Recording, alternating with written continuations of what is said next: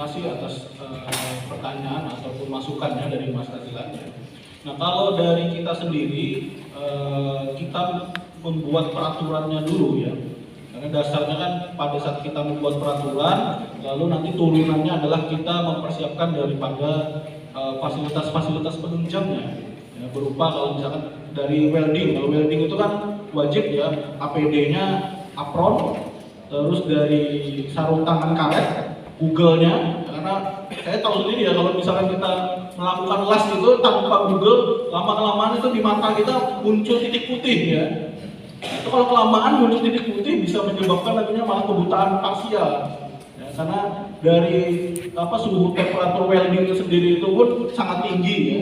Nah, maka di situ wajib kita menggunakan yang Google ya. Google bukan Google mesin pencarian tapi Google yang welding atau kacamata pelindungnya.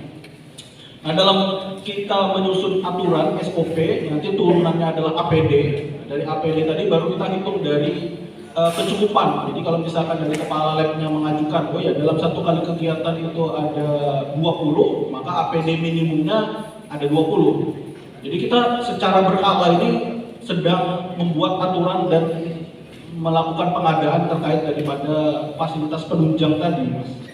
Nah, maka dalam hal ini kesempatan emas ya, karena SOP-nya sudah ada, terkait daripada lab kita sekarang sedang direnovasi. Nah, ini kalau saya mendengar dari koordinator labnya Pak Dr. Abdul Ghafur, itu kita sekarang sedang mengajukan pengadaan untuk yang APAR dan P3K ya, kotak P3K. Nanti insya Allah untuk APD-APD yang lainnya secara bertahap kita lengkapi, karena seperti yang kita tahu keterbatasan anggaran itu juga menjadi masalah di lab. Kira-kira itu saja tanggapan dari saya. Terima kasih. Ya, terima kasih atas jawabannya Bapak. Apakah pertanyaannya sudah terjawab Pak Razilan? Baik. Mungkin untuk penanya yang ingin bertanya dipersilakan untuk mengangkat tangan. Ya, silakan.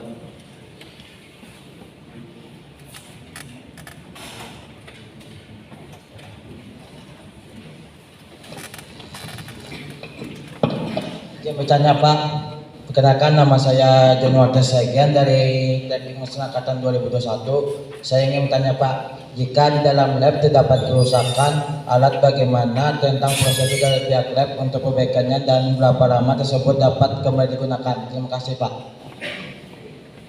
Terima kasih untuk pertanyaannya. Jadi ini agak sedikit melenceng sebenarnya. Kalau di SOP sebenarnya administratif itu banyak jenis SOP-nya. Kalau di perkantoran ada, di perkuliahan ada, di lab pun juga ada. Nah, dalam hal ini kompetensi saya hanya di bagian K3-nya saja.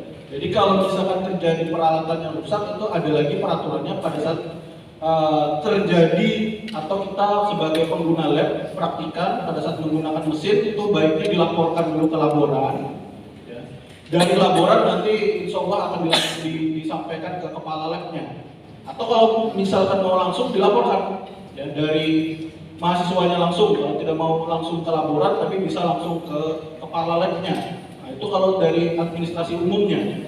Nah, kalau dari proses perbaikannya sendiri ini yang agak susah menjawabnya ya. Karena kalau kita ketahui harga mesin itu kan tidak murah. Harga mesin itu tidak murah, setup mesin itu perlu dari setelan pabriknya, maka tidak bisa kita sembarangan. Makanya kalau kita ketahui pada saat kita menggunakan lab itu kadang ada mesin yang tidak berfungsi masih ditaruh di situ saja. Sebenarnya kami tahu di situ ya, dari laporan-laporan baik itu dari laporan mahasiswa ataupun dari laporan laboran. Ya. Tapi di sini kita menunggu juga dari bagian-bagian administratifnya. Nah, tapi tidak apa-apa, disampaikan saja terus-menerus sehingga menjadi awareness bagi kepala lab bahwa oh ya mesin ini rusak, wajib diperbaiki. Karena kalau kita mengelola dari program studi ini kan tentunya anggaran tersebut harus sesuaikan dengan tingkat prioritasnya. Kalau misalkan mesin untuk praktikum tersebut ada yang rusak tapi rusaknya tidak tingkatannya berat atau rusak sama sekali, maka bisa untuk diprioritaskan ke perbaikan-perbaikan ataupun peralatan lain gitu. Nah, kira-kira itu saja tanggapan dari saya.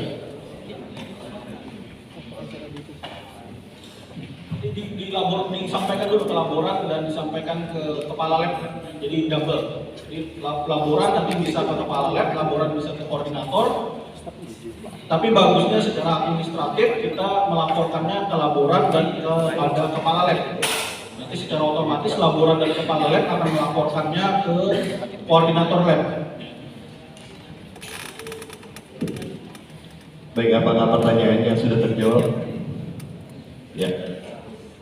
Mungkin untuk penanya yang terakhir, untuk peserta yang ingin bertanya langsung saja dipersilahkan.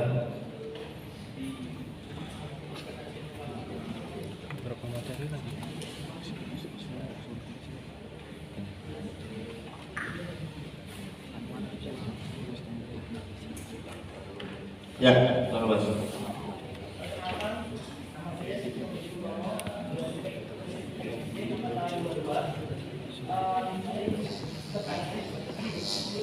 Apakah hanya dengan disiplin kerja kita dapat menanggulangi atau meminimalisir kecelakaan kerja?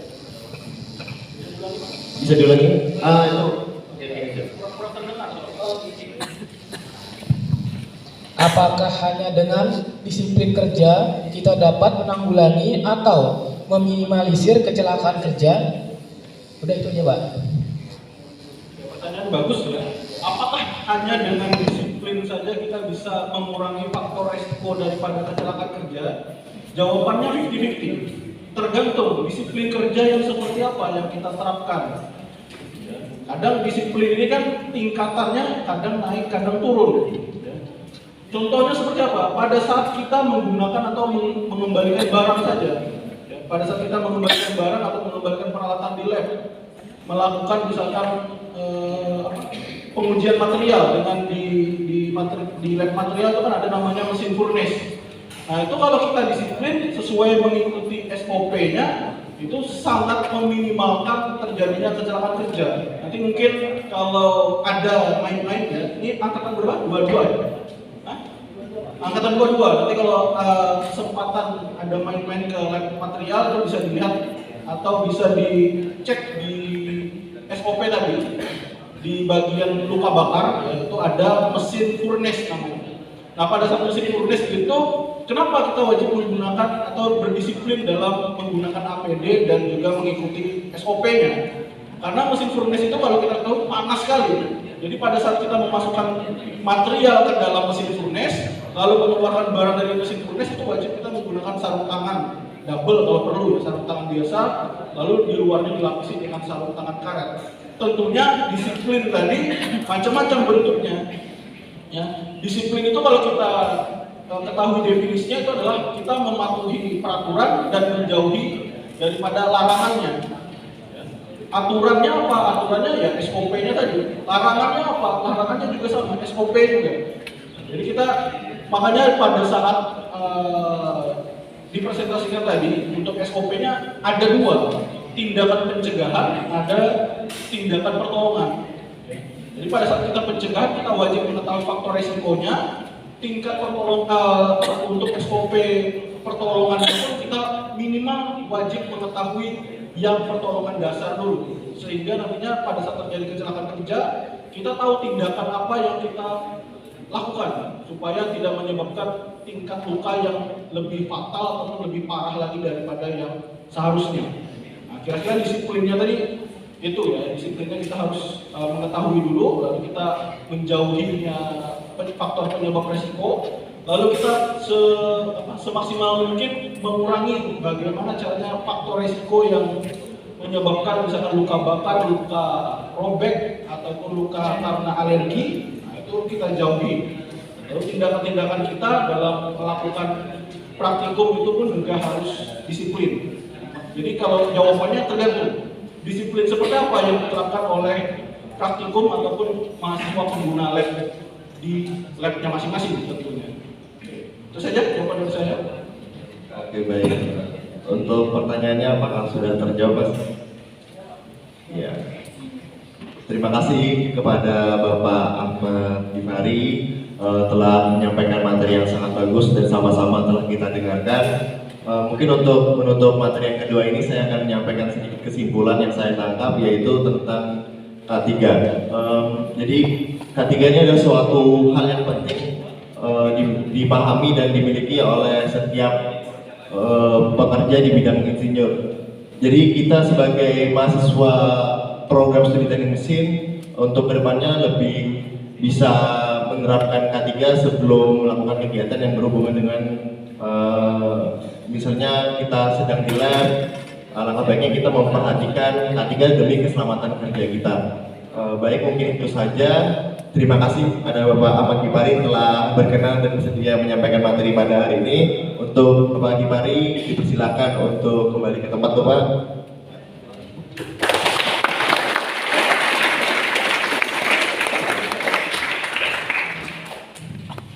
Baik, kita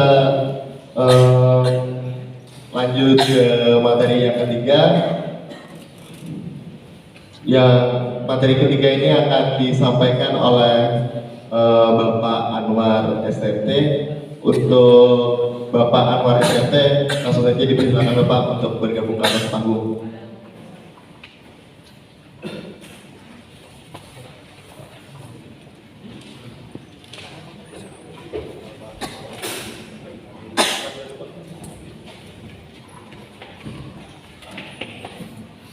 Nah, di sini saya sudah bersama dengan pemateri kita yang ketiga, yaitu Bapak Anwar SMT. Sebelum beliau menyampaikan penyampaian materi yang ketiga, saya terlebih dahulu akan membacakan CV beliau. Mungkin langsung saja. Nama beliau adalah Anwar SMT. Beliau merupakan dosen teknik mesin Universitas Lambung Mangkurat. Adapun pendidikan yang beliau tempuh selama berkuliah yaitu pada tahun 2007 sampai 2012 beliau menempuh pendidikan S1-nya di Universitas Hasanuddin dengan mengambil jurusan Teknik Kelautan. Lalu beliau melanjutkan pendidikan S2-nya di universitas yang sama yaitu Universitas Hasanuddin dengan mengambil jurusan Teknik Perkapalan pada tahun 2017 sampai 2019. Mungkin itu saja maaf. Adapun riwayat pekerjaan beliau pada tahun 2013 beliau sampai 2017 beliau bekerja di PT Surveyor Indonesia CMP Marine Surveyor Oil and Gas. Pada tahun 2019 sampai 2022 beliau menjadi tenaga pengajar di Politeknik Batu Licin sebagai dosen. Dan sekarang di tahun 2022 beliau menjadi dosen asisten ahli di program studi teknik mesin S1 Universitas Lambung Mangkurat. Mungkin itu saja yang bisa saya bacakan dari CV beliau. Untuk mempersingkat waktu penyampaian materi, untuk waktu dan tempat saya persilakan kepada Pak Anwar. Silakan Pak. Cek. Bismillahirrahmanirrahim. Assalamualaikum warahmatullahi wabarakatuh. Selamat pagi menjelang siang ya. Dan salam sejahtera buat kita semua. Om Swastiastu, Namo Buddhaya ya. Jadi pertama-tama saya ingin mengucapkan terima kasih kepada panitia pelaksana, terima kasih kepada moderator atas terselenggaranya kegiatan ini serta teman-teman pengurus di himpunan ya. Jadi untuk materi saya ya mungkin adalah sosialisasi terkait masalah arsip digital ya. Jadi mungkin materinya lebih kepada sharing session ya. Jadi sharing, kebetulan ini materi terakhir. Biasanya kalau terakhir ini peserta sudah pada gelisah ya. Jadi saya harap dan saya yakin bahwa mahasiswa teknik mesin ULM adalah mahasiswa yang memiliki mental baja ya, yang tidak mudah goyah karena hal apapun seperti itu ya. Ya mungkin saya izin berdiri dulu ya. Mungkin saya minta peserta berdiri dulu, mungkin setengah jam mungkin ya. Oh setengah menit, sorry, silakan berdiri dulu setengah menit.